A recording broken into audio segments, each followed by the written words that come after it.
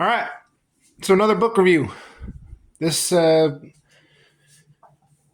was going to be a Handmaid's Tale, but the more I got into that book, I just couldn't understand what was going on um, enough to kind of give the text the focus that it needs to have. So I put that one away. I'll come back to it later. But the book I did read is about another Holocaust survivor, and it is Night by Elie Wiesel. Elie Wiesel was a Romanian Jewish man. In this whole book, kind of takes, I believe it takes place between the years he was 15 to 17. I might be a little wrong on that. But he actually lived through Auschwitz. His entire family was killed in the concentration camps. He watched his father die of dysentery. And reading the book kind of as a a preface, do not read this book if you are depressed or if you are not in a stable mental place, because it gets dark, and it gets dark pretty fast. When I read the book, I had to put it down within, I think I read like the first 10 pages and I had to put it down. And it took me a couple of days to come back to it. You think that you kind of have a general understanding of what people went through in during the Holocaust, especially in the concentration camps. Like I knew that people were exterminated, obviously. I knew about the gas chambers. I knew about the furnaces. I knew about the mass graves. I knew about the forced labor. But what I didn't know about is what they did to babies and infants. And I'm not going to really go into that here because it's very, very dark. It's just not something that I really want to talk about right now. It kind of highlights the depravity of the whole thing even more, I would say. So the book is not as like diary esque as Anne Frank's diary. It is more written as a story, but it was based on this gentleman's actual life. And I shouldn't say based on, it was his actual life. This book won the Nobel Prize in 1986. And in that book, and in the book and in his acceptance speech for the Nobel Prize, he warns us not to forget the atrocities that were committed during the Holocaust. As we have all learned very well over the past couple of years, history has a way of repeating itself.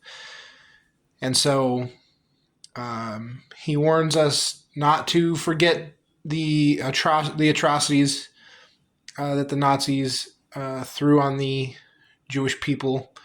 And he also, not in the book, but I looked up a couple of quotes. And one that really stuck with me that I didn't think about this way until he brought it up is the opposite of love is not hate. The opposite of love is indifference.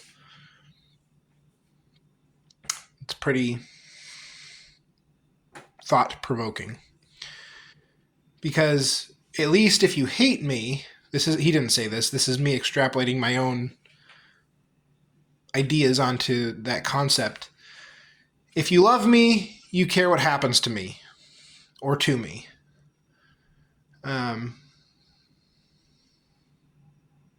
If you hate me, maybe you don't care what happens to me, but you at least acknowledge it, right?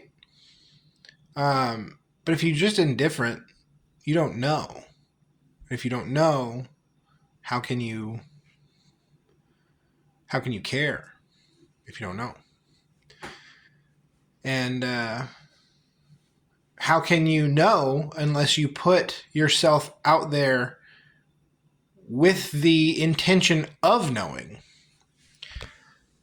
And I know that may sound like a bunch of metaphorical, philosophical mumbo jumbo, and that's kind of because it is to some extent, but it is more of a warning against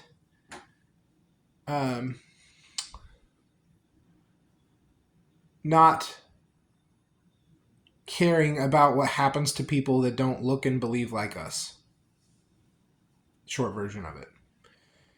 And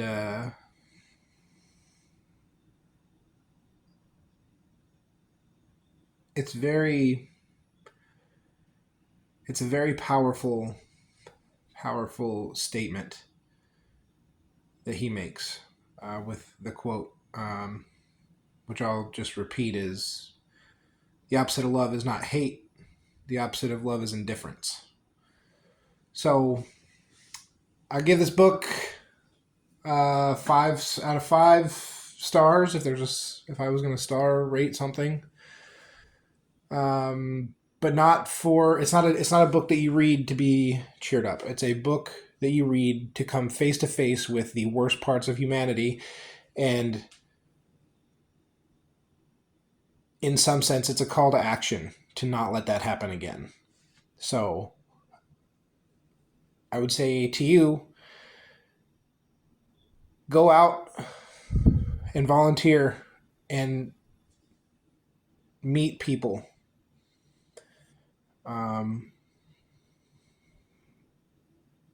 Put yourself out in your community, because I know that our communities in the United States are suffering right now.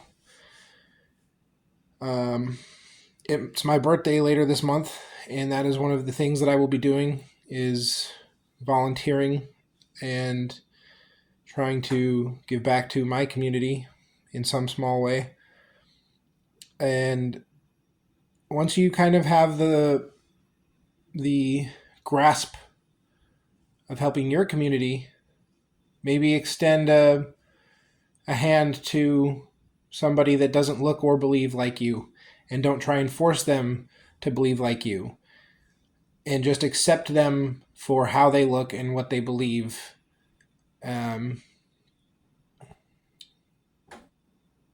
And obviously that comes with the territory of, if you're racist, right? If you're a white individual who's racist against black people, that means you can't hate them for being black anymore. If they're a Democrat and you're a Republican, you can't dislike them for being a Democrat anymore. And maybe that's not the right term. You can't hate them for those things. So read the book. Please make sure you're in a mental space where it's not going to wreck you. And please reach out to any number of the hotlines that there are for mental people that are having a mental crisis, if you are having one of those. So thanks for watching. Like I said, book's dark, but it's definitely worth the read. Until next time.